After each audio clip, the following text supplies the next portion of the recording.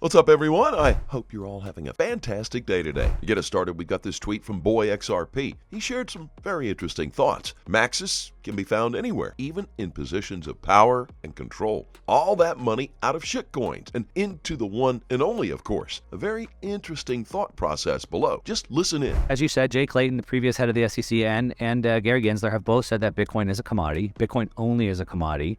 Gary Gensler believes that almost everything else is a security. And if you look at just what a commodity is something that typically would come from the ground. Anybody in the world can get it, and it's fungible no matter where it is. There's no common issuer. So think about oil. Anyone can go buy a piece of land in California or in Morocco or wherever, and they can drill for oil. And if that oil comes out of the ground, it's fungible. I could grow wheat or corn in the Midwest or in the Ukraine, and corn is corn. Anybody can buy land and grow corn, or anybody can get gold. The same with Bitcoin. Anybody can go get a computer, hook up to the network, and they could mine Bitcoin, and Bitcoin is fungible. There's no common issuer, right? All the other cryptocurrencies, including Cardano and Ripple and Ethereum, had a common issuer. So they created that token and issued it. That's the difference of a security. Now, they've already been clear about it being a commodity, and it's now regulated under the CFTC. Cryptocurrency is yet to be seen what it's going to be ruled under, but most likely it's a security. I just saw today, on Whale Chart on Twitter, they said, just in, Vitalik Buterin says XRP is, quote, completely centralized. Ripple CTO reacts saying Vitalik doesn't understand. And so now they're all saying, well, Ethereum is centralized and Ripple is centralized, and so we'll see how that plays out. But what I think is going to happen is that, as I said, I believe that Bitcoin is the decentralized revolution. It's a technological revolution. Cryptocurrency is sort of like a distraction, or sort of like a DDoS attack, a denial of service attack. So all the ads, I get them in my email every day. I'm sure you see them as well. The next Bitcoin, the next coin to go up 10,000%. And so, prices move on supply and demand. If there's more people that want to buy Bitcoin, more demand for Bitcoin, but the supply is capped at 21 million, the price would go up. But every time another person says the next Bitcoin, you can make more money with this coin, the unsuspecting average person will then jump to this next coin. So it's this denial of service, and it pulls this demand into these 5,000, 10,000, now 20,000 cryptocurrencies. And if most of those go away, let's say we go from 20,000 down to 20, now the majority of that money. As always, welcome back to Money Side, your favorite crypto news channel. If you're new here, welcome to the XRP Army. Hit that subscribe button and turn on notifications so you don't miss out on our daily crypto news updates. We got more interesting updates from real XRP Boy, and this time we get a feature of the possible impact of the court's decision on the industry. Speaking is the co-founder of Block Devs Asia. It seems like they are now predicting us to lose the SEC lawsuit. But if XRP is a security, then so is Bitcoin and Ethereum. Correct me if I'm wrong. Stream effects for global markets that rely on US platforms. And Rafael Padilla agrees. What I'm afraid of is that if in this case, the court rules that Ripple XRP is a security, I don't think that this will necessarily clarify things. That this will necessarily provide us the certainty that the industry market participants are craving for. No. What I mean here is, once we have concluded that Ripple XRP is a security, then the next step is there an approach or a regulatory roadmap for a way for Ripple XRP to register the token before the US SEC? The process of how crypto firms are selling and promoting their products is also in the spotlight as a result of this. For McCormick, the case underscores the importance not only of what is being sold, but how it is being sold as well. Padilla says that the decision of the case could ultimately provide some guidance. What's common is the manner or the approach in promoting or selling these tokens, which has been done by Ripple XRP in the past, and is still being done by other projects today. So this decision from the US court could finally provide some guidance of best practice also on how token issuers should be selling or marketing or promoting the sale of their tokens. So, who's going to win? I must respect the position of the judge who had the benefit of all the documents, meetings, and information before the court to decide on the matter. I do have my personal opinion on this as a legal advisor myself.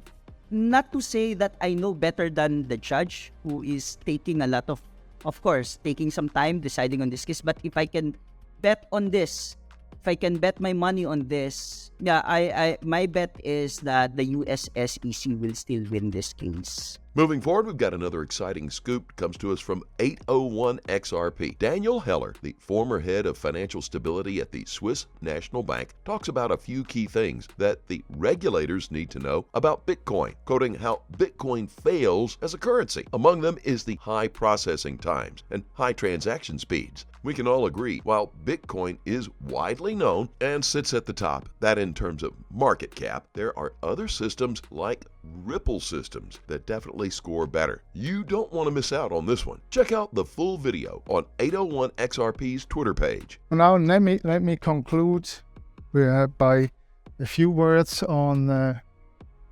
how Bitcoin fares in terms as a currency. And economists typically assess a currency according to three dimensions: as a medium of exchange, as a unit of account, and as a store of value.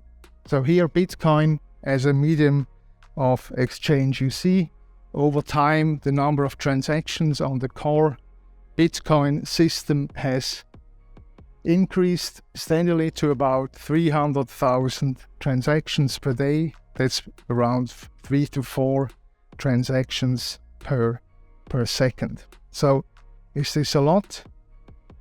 In order to assess whether this is a lot, I put together some comparisons from randomly chosen countries for other payment transactions like non-bank credit transfers. This would be the payment to DC Water, and also card payments, including credit card and debit card payments.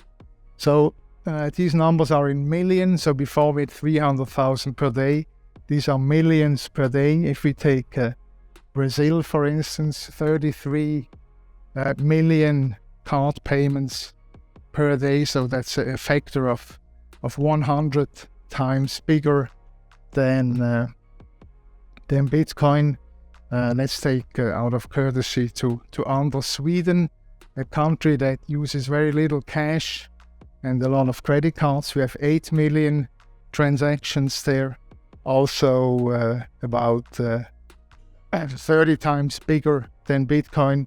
In the US, obviously, a lot of credit card payments, 1,000 times as many credit card payments as Bitcoin payments globally. So this puts it into perspective. There has been some progress in the use of Bitcoin, but the traditional channels are still much bigger. Now, Bitcoin as a unit of account. A unit of account is, as the name says, it's the unit in which we do accounting. It's the numeraire of the system.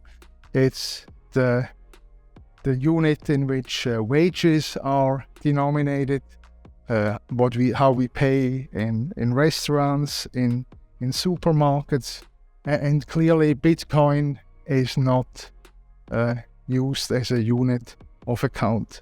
Some updates now from Michael Branch. He shared an article by U.Today. As we can see, according to John Deaton, the Ripple lawsuit settlement with the SEC might include an agreement not to disclose any documents received during the litigation of the case. But keep in mind that Ripple isn't the only company that seeks disclosure of those documents. Other defendants sued by the SEC will FOIA litigation and the rest. John Deaton, in his 2023 predictions, believes that the Ripple case might not settle until after a decision is gotten gotten from Judge Torres. This reinforces Deaton's belief that a court verdict might be more likely than a settlement. Deaton even emphasized that the lawsuit might not settle because of the Hinman emails. The reason he says the case would have settled if the emails were damaging as most think, and they would not have been turned over to Ripple. And now as we wind down on today's video, let's check out this informational video shared by the Global Investor Conference. In case you've been wondering why the SEC took action against Ripple, here's why. With the rise of Ripple and XRP, institutions realized that they are at risk of becoming obsolete. Unless they become innovative on blockchain, they would quickly be replaced. As we all know, there have been multiple conspiracy theories around the Ripple versus SEC lawsuit. While most claim these are baseless, it's time that we start opening our eyes to what is indeed the reality. So Ripple and XRP actually did solve a problem, right? And we talked a lot about blockchain at the time as having problem-solving potential, but Ripple actually solved the problem. And that problem was improved into banking messaging. Their bridge tokenized currency, the idea of changing one token from another, really gave blockchain their start as a financial services product.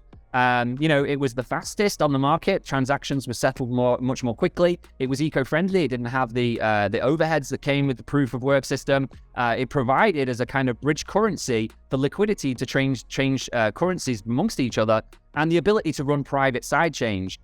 This earned it the nickname of the banker's coin, and that kind of made a lot of people not want to look at it because the whole point and premise of crypto anarchy was let's get rid of the banks. So a lot of people were just quick to dismiss Ripple because they just saw it as something that this is the banker's technology, but actually it was a problem that had been solved, and that problem was in banking. Upgrading these interpayment processing systems like SWIFT, which institutions use to move money between each other. They have a kind of four-eyed process. There's a lot of overhead in SWIFT and SWIFT Alliance Lite. The Ripple token and payment processing solved this problem, and Santander utilized it through something called OnePayFX. And actually, the institutions themselves became the very first target market for what this technology would change.